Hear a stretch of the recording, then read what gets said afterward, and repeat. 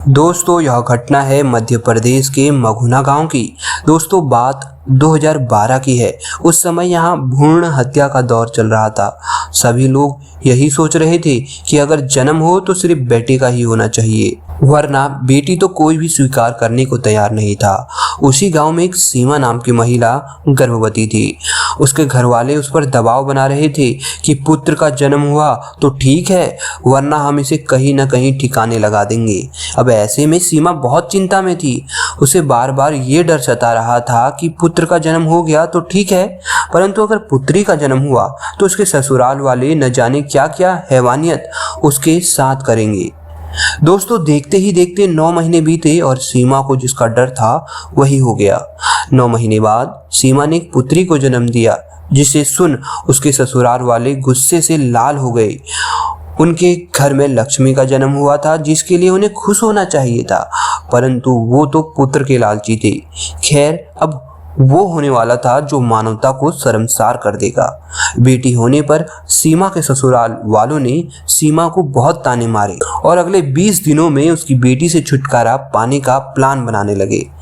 अंत में सीमा के पति और ससुराल वालों ने ये निष्कर्ष निकाला कि उस बच्ची को जंगल में छोड़ दिया जाए, और अगले ही दिन जब सीमा गहरी नींद में थी तब उन्होंने उस मासूम सी प्यारी बच्ची को जंगल के पास एक पुराने गहरे कुएं पर छोड़ दिया। परंतु जिस जंगल में उन्होंने उस बच्ची को छोड़ा था, उस जंगल में ही एक इच्छाधारी नागिन का वास था। उस मासूम रोते हुए बच्ची की आवाज उस इच्छाधारी नागिन को सुनाई दी गई। जब वह नागिन उस बच्ची के पास पहुंची तो उस बच्ची की मासूमियत देख नागिन का हृदय करुणा से भर आया। उस नागिन ने स्त्री रूप धारण कर उस मासूम सी बच्ची को अपने सीने से लगा दिया।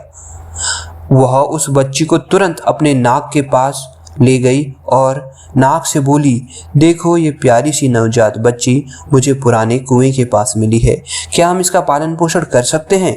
इस पर उसका नाक बोला कि ये मनुष्यों की संतान है, हम खुद इसका पालन पोषण नहीं कर सकते, परंतु इसके संरक्षण के लिए हम जरूर कुछ ना कुछ अवश्य करेंगे। अब उन दोनों इच्छाधारी नाग और नागिन ने एक बहुत प्यारी दंपत्ति का रूप धारण किया और उस 20 दिन के नवजात बच्ची को लेकर सीधा पुलिस स्टेशन पहुंच गए और यह पुलिस कंप्लेन दर्ज कराएगी कि यह बच्ची उनको जंगल में तड़पती हुई मिली थी।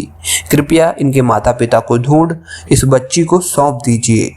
अब पुलिस को उस बच्ची को सौंप वे दोनों वहां से चले गए। पुलिस ने अपना काम बखूबी निभाया।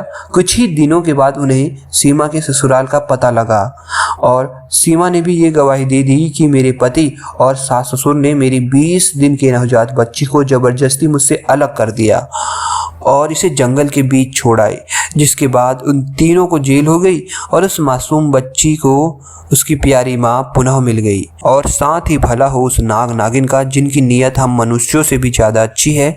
उनकी वजह से ही 20 दिन की बच्ची की जान बच पाई। दोस्तों हमारे समाज में कुछ लोगों की मानसिकता बहुत नीच हो गई है। बेटी की चाहत में मासूम बेटियों का गला घोटा जा रहा है।